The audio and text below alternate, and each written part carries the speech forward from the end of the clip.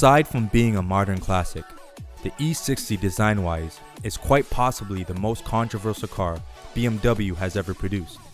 Under the direction of BMW's former chief of design, Chris Bangle, the E60 5 Series introduced a flame surfacing design technique, disappearing from the design of the E39 with the soft curves and angles, and on the E60 replaced by sharp edges, angular lights, and a muscular look. The visual mashup replaced the normal BMW conservative design ethos, and rationality was replaced by willful defiance.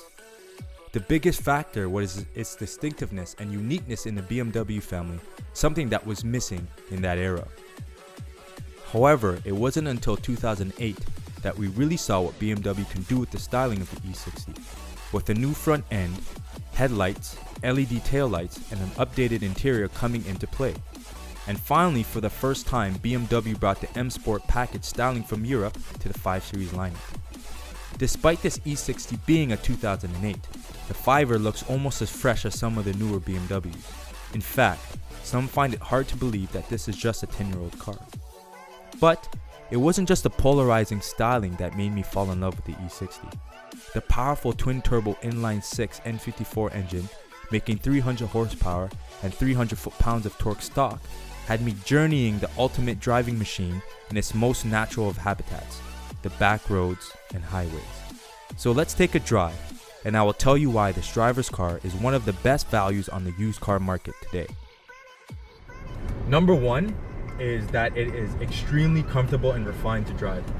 You sit in it and you are shocked by how large and spacious it is, how comfortable the seats are, where all the controls are, and where they're right at your fingertips. So anything that you are looking for is right at your fingertips, and how driver focused it is. This is really a driver's car, and it's completely comfortable. As I mentioned earlier, the seats are extremely relaxing. You can adjust them in like what seems like a million different ways, from the lumbar adjustments to the headrests to the leg extension. There's so many different ways to adjust these seats, and they do an amazing job of supporting you. The side bolsters here inflate and deflate getting in and out of the car. So if you're pushing it through the twisties, they inflate and keep you bolstered in the seat, so you're not sliding from side to side. It does an amazing job of doing that. Also, the passengers who are sitting in this car will have no issues being comfortable.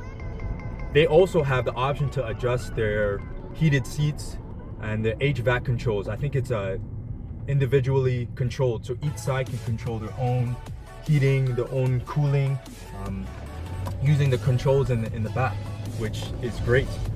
I don't have any other car in my fleet that can do something like that. And for a 10-year-old car, this does a great job of absorbing all of the sounds. It does a great job of sound deadening. So when I'm cruising on the back streets right now, it really cuts out all the wind noise. If I close my sunroof, or moonroof I should say, it cuts out even more sound. But I like leaving it open because I like getting all the extra light. But it does a really good job of, the materials in here are extremely plush, right? Everywhere that's high trafficked area has soft touch leathers. The wood grain dash really sets off the entire interior. It's a really high class looking car. Anyone that gets in here is always impressed by how everything looks, and they always believe that it's a newer vehicle than it actually is. And for me, why I love the sound deadening so much is, even if you want to talk to your passengers and everything like that, you don't have to worry about them not hearing you or yelling above a certain level. Right now I'm just talking normally, and I'm pretty sure you can hear everything that I'm saying really clearly. And I love to listen to music, so my CDs and high quality MP3 files, and the Logic 7 system that BMW has does an amazing job of playing that music at a very high level.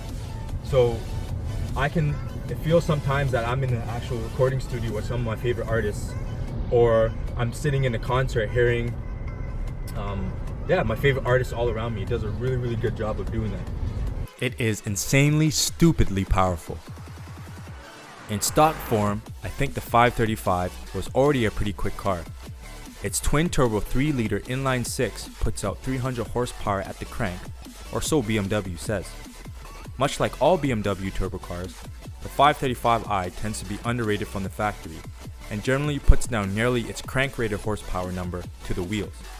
That was fast enough to make the 535 accelerate from 0 to 100 kilometers an hour in around 4.8 seconds. So fresh off the boat, the 535 was already a capable car. Now if you're anything like me and love extracting more power out of your turbo engines, the N54 is notoriously easy to tune. And the other reason I think this car is actually awesome is, like I said, you can flip it in sport mode and it becomes an absolute beast, bleeding off lightning quick shifts, like right now. Oh yeah, you hear that? And it doesn't bleed off boost in between the shifts. Or if you want a really refined drive, switch it over into normal drive, take off sport mode, and it becomes a everyday relaxable cruiser. Just an everyday car that shocks a lot of people. I'm not going to go as far and say that this thing is a sleeper, because it definitely looks the part with the M Sport package, the bumpers, the front bumpers and the rear bumpers. But it definitely shocks a lot of cars. A lot of cars have pulled up beside me and kind of given me that IRA's like, what's in this thing? But it can be a very refined car. I do not drive this thing in the winter, but I'm 100% sure that this thing would be an awesome driver in the winter as well. Has a heated steering wheel. Everything about it just screams luxury and comfort. And as I was saying earlier, if you get a simple input cord, you can plug it in to your ODB port and you can see everything that's going on with your car. You can read all codes, you can see everything that is wrong. It's a no-brainer with this car. And I think you can pick up good examples. My car has about 135,000 K on it right now. And you would not tell by the way that it drives. You couldn't tell that this car had almost 140K on it. And the quality is still the same. But you do have to do your research and your homework when you do pick up these cars. You have to make sure that the owner did all their maintenance, all the oil changes, all the gaskets, all those things. Most of the cars of this era by now had the high pressure fuel pump, the injectors, the water pump changed under warranty or just have been fixed by the owner, by the previous owners. If you are looking for a car like this, those are some of the things you should check out to make sure those things are done. But like I said, this car is awesome. I don't think you can go wrong with buying this car. All the rumors that you heard from people saying this car is horrible, it's unreliable, are people who just haven't taken care of their car. If you take care of the car will treat you right. Like I said, it's a very capable car. Right now, you can definitely get it for a very good price. It's only, like I said, it's almost 10 years old now, so you can pick up a very clean example for under 13,000. Sometimes you see a lot of them that are even cheaper, like $8,000-9,000, but they have high mileage, and I don't know how well the owner has taken care of it. I got this example, I think it was around 14,000 when I bought this one, and it had 110 kilometers on it, I think, when I bought it. Very low miles for the year, and the owner took care of everything. Even sent me to the mechanic that did all the work, and it was a BMW certified mechanic that did all the work. So I was able to verify everything that was done, and I also got it inspected by my BMW mechanic, and he gave it the clean bill of health. So I'm not going to say I lucked out. I just did the required due diligence that you should do when buying a used car. Most people don't do that, and they end up suffering in the long term. So if you do your due diligence, these cars are a great used car value. Obviously, people are going to disagree with me, and people are going to say this is a horrible car, but I think it's an awesome, very good, very good used car value. Very good driver's car, and I don't think you'll be disappointed if you pick up this car. I think it will treat you right. It will definitely surprise you and shock you how capable it is, especially if you tune it. Like I said, I have downpipes on.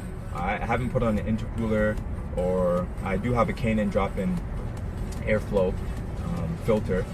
I haven't done anything to the exhaust yet. I haven't done anything of that nature. And like I said, it is still extremely capable. So if you're into speed, if you're into power, if you're into sleeper status, this car definitely fits that bill.